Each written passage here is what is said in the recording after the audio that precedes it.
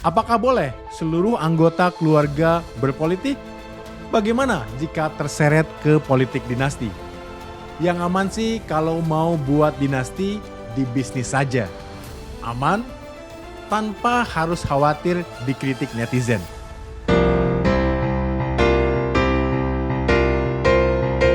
The Founder. Pernahkah kita berpikir bisnis apa yang dimulai dari ruang tamu keluarga dan berkembang menjadi perusahaan global? Atau siapa saja tokoh di balik brand-brand terkenal yang kita sudah kenal dan ternyata adalah bisnis keluarga? Kali ini kita akan mengupas tentang bisnis keluarga. Sekali lagi, bisnis keluarga, bukan politik keluarga, apalagi dinasti politik. Apa itu bisnis keluarga? Secara sederhana, bisnis keluarga adalah perusahaan yang dimiliki dan dioperasikan oleh beberapa anggota keluarga. Biasanya, kepemimpinan dari perusahaan diwariskan dari generasi ke generasi. Nah, bukan hanya warisan, tapi juga nilai-nilai dan budaya yang diturunkan dari pendiri ke penerusnya. Anda mungkin terkejut saat mendengar bahwa beberapa dari brand besar yang dikenal luas adalah bisnis keluarga dan saat ini masih dikendalikan oleh generasi berikutnya. Mari kita bahas 5 contoh perusahaan besar yang tetap setia pada akarnya sebagai bisnis keluarga. Yang pertama adalah Samsung. Raksasa teknologi dari Korea Selatan ini didirikan pada tahun 1938 oleh Lee Byung-chul dan sekarang dijalankan oleh cucunya Lee Jae-yong. Dari bisnis microwave, Samsung berkembang menjadi salah satu pemimpin pasar elektronik dunia. Lee Byung-chul, seorang anak dari keluarga kaya, membuka bisnis kecil-kecilan. Sebuah perusahaan perdagangan yang menjual mie kering dan bahan makanan lainnya. Kecil sih memang, tapi siapa sangka dari situlah awal mula Samsung yang artinya 3 bintang yang mewakili sesuatu yang besar, banyak, dan kuat. Tak lama Samsung berkembang pesat, melebarkan sayapnya ke berbagai bidang, mulai dari tekstil, asuransi, hingga perkapalan. Namun kisah kita hari ini bukan tentang mie atau kapal. Kita berbicara tentang revolusi teknologi yang dibawa oleh generasi kedua anak-anak Lee Byung-chul. Di tahun 1969, Samsung memasuki arena yang mengubah segalanya. Elektronik. Mereka memulai dengan televisi hitam putih. Sederhana, namun menjanjikan. Dan saat cucu pendiri Lee Kun-hee mengambil alih di tahun 1987, Samsung tidak hanya mengubah fokus menjadi elektronik, tetapi juga memulai lompatan global mereka. Dari televisi, kulkas, hingga mesin cuci, Samsung menggebrak pasar. Tapi revolusi sesungguhnya datang di era ponsel.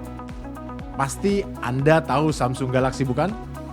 Barisan ponsel pintar yang tidak hanya merajai pasar Korea, tetapi juga menaklukkan pasar global.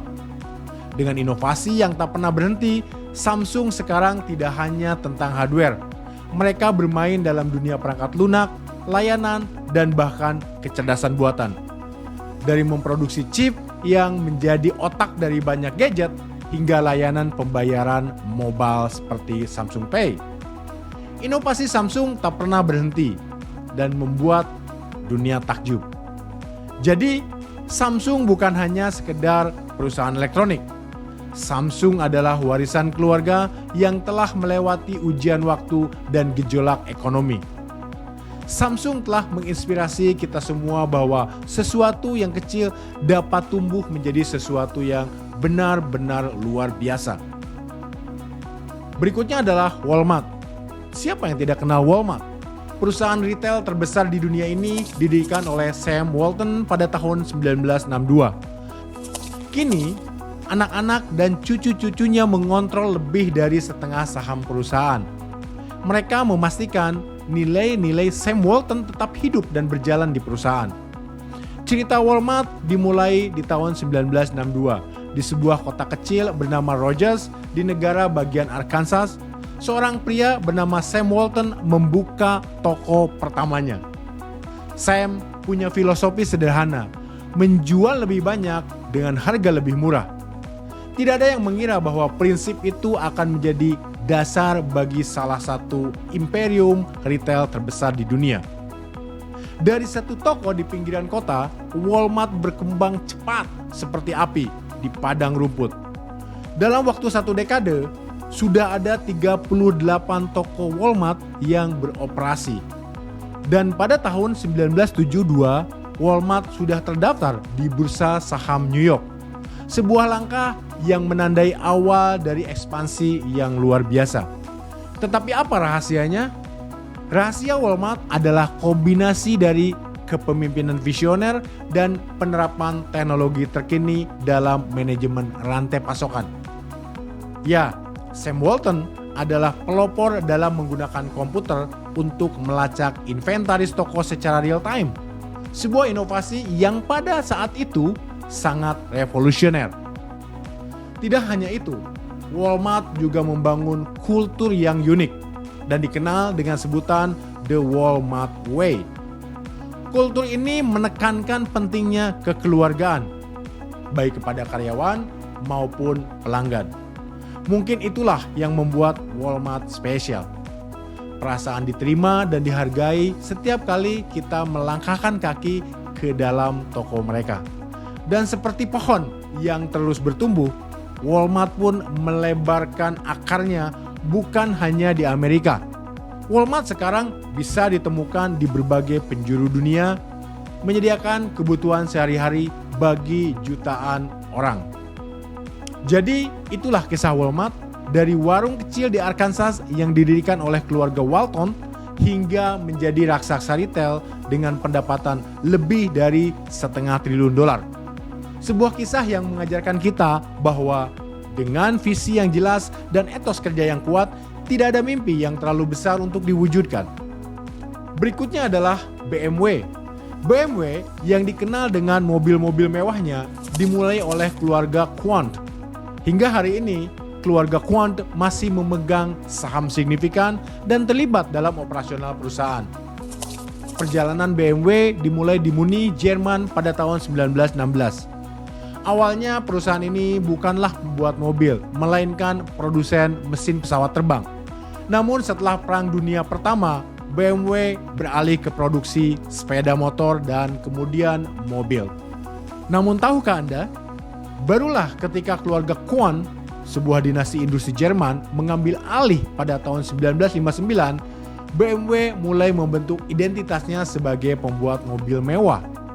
Tanpa mereka, BMW mungkin tidak akan jadi simbol status yang kita kenal saat ini. Herbert Quant dianggap sebagai penyelamat BMW dari ambang kebangkrutan. Dengan keberaniannya mengambil risiko untuk menginvestasikan sumber daya besar-besaran, dia bukan hanya mengejar keuntungan, melainkan visi untuk menciptakan mobil yang menggabungkan estetika, kinerja, dan kenyamanan. Dengan inovasi dan komitmen terhadap kualitas, BMW dengan cepat mendefinisikan ulang batasan-batasan dalam industri otomotif. Mobil-mobil seperti BMW seri 3 yang diluncurkan pada tahun 1975 menjadi standar baru untuk sedan sport. Dan tidak hanya itu, BMW juga menunjukkan dominasinya di lintasan balap dengan teknologi yang teruji di ajang-ajang seperti Formula One dan Le Mans. BMW membuktikan bahwa mobil-mobil mereka bukan hanya tentang kemewahan, tetapi juga tentang kinerja yang tangguh. Dari generasi ke generasi, keluarga Quant telah menjaga warisan BMW dengan penuh dedikasi. Dan itulah yang membuat BMW tidak hanya sebagai produsen mobil, tetapi sebagai warisan keluarga yang mengedepankan inovasi dan kualitas. Kini, ketika kita melihat logo biru dan putih BMW, kita tidak hanya melihat sebuah brand, tetapi sebuah kisah keluarga yang telah mengubah roda 4 menjadi simbol kemewahan dan prestasi. Berikutnya adalah Ford Motor Company. Siapa yang tidak kenal dengan Ford? Didirikan oleh Henry Ford pada tahun 1903, Ford Motor Company adalah salah satu pembuat mobil tertua yang masih beroperasi hingga saat ini. Tahun 1903, di sebuah gudang kecil di Detroit, Michigan, Henry Ford memiliki mimpi besar dengan visi yang jelas dan inovasi yang berani. Dia mendirikan Ford Motor Company. Dan apa yang terjadi selanjutnya? Revolusi industri yang akan mengubah dunia. Henry Ford tidak hanya ingin membuat mobil, dia ingin membuat mobil yang dapat dimiliki setiap orang. Dan dengan itu, lahirlah Model T, mobil pertama yang dihasilkan melalui jalur perakitan yang diciptakannya. Proses ini bukan hanya menurunkan biaya produksi, tetapi juga memungkinkan lebih banyak orang untuk memiliki mobil. Tetapi, apa yang membuat Ford tetap beroperasi hingga saat ini? Jawabannya terletak pada keluarga. Ford adalah bisnis keluarga, salah satu yang tertua yang masih beroperasi di dunia. Keberanian dan warisan Henry Ford dijaga oleh generasi keluarganya. Dari Edsel Ford hingga William Clay Ford Jr. yang saat ini masih menjabat sebagai chairman. Dengan berpegang teguh pada prinsip-prinsip inti, Ford terus berkembang dan berinovasi dari mobil listrik hingga teknologi otonom. Mereka tidak pernah berhenti melihat ke masa depan. Namun, tidak hanya inovasi teknis yang membuat Ford bertahan. Nilai-nilai yang ditanamkan oleh Henry Ford seperti kekeluargaan, kekuatan, komunitas, dan kerja keras adalah yang mempersatukan ribuan karyawan Ford di seluruh dunia. Dari Model T hingga Mustang, Ford telah mengaspal panjang melintasi sejarah otomotif. Dan setiap kali kita melihat sebuah Ford melaju di jalanan, kita melihat lebih dari sekedar mobil. Kita melihat cerita sebuah keluarga, sebuah mimpi, dan sebuah warisan yang terus bergerak maju. Berikutnya adalah L'Oreal. L'Oreal adalah raksasa kosmetik yang didirikan oleh Eugene Schuller pada tahun 1909. Sejak itu, anak-anak dan cucu-cucunya telah membawa L'Oreal menjadi pemimpin industri kecantikan global. Perjalanan ini bermula di Paris tahun 1909. Ketika seorang ahli kimia berbakat bernama Eugene Schuller merumuskan pewarna rambut yang inovatif. Dengan campuran sains dan seni, dia tidak hanya menciptakan produk, tetapi juga meletakkan dasar-dasar dari definisi baru sebuah kecantikan. Dengan semangat kewirausahaan dan komitmen terhadap inovasi, Schuller mengembangkan L'Oreal dari laboratorium kecil menjadi pabrik yang memproduksi berbagai macam kosmetik. Namun apa yang benar-benar membuat L'Oreal berbeda adalah filosofinya, yaitu kecantikan untuk semua. Dari pewarna rambut ke perawatan kulit, dari make up hingga parfum, L'Oreal bertransformasi menjadi pemimpin industri kecantikan dunia. Berkat inovasi dan diversifikasi produk yang tak henti-hentinya, L'Oreal menjangkau konsumen di setiap sudut dunia. Dan tahukah Anda, di balik kemilau setiap produknya, L'Oreal tetaplah sebuah bisnis keluarga. Keluarga Bettencourt yang mewarisi saham mayoritas telah menjaga warisan Schuller dengan penuh dedikasi. Mereka membuktikan bahwa sebuah bisnis berbasis keluarga bisa bersinar di panggung global. Melalui kolaborasi dengan para desainer mode, penata rias terkemuka, dan bintang-bintang dunia, L'Oreal tidak hanya menjual produk, tetapi juga gaya hidup, tren, dan tentu saja kepercayaan diri. L'Oreal mengajarkan kita bahwa kecantikan lebih dari sekedar lapisan luar. Ini tentang inovasi, warisan, dan komitmen untuk menjaga dan membawa kecantikan ke tangan setiap orang. Dan kini, ketika kita melihat produk L'Oreal, kita melihat cerminan dari sebuah keluarga yang telah memperkaya dunia dengan kecantikan dan inovasi selama lebih dari 1 abad. Itulah 5 contoh bisnis keluarga yang berhasil menunjukkan bahwa nilai-nilai keluarga dan visi bisnis bisa berjalan seiring sejalan menuju kesuksesan global. Dari cerita ini, kita belajar bahwa bisnis tidak hanya tentang angka, tetapi juga tentang orang-orang, tentang keluarga yang menjaga warisan dan terus berinovasi. Bagaimana dengan politik keluarga atau yang belakangan ini dikenal dengan dinasti politik? Akankah melahirkan pemimpin nasional bahkan pemimpin global yang sukses? Atau justru akan menenggelamkan Indonesia? Saksikan cerita lainnya di The Founders.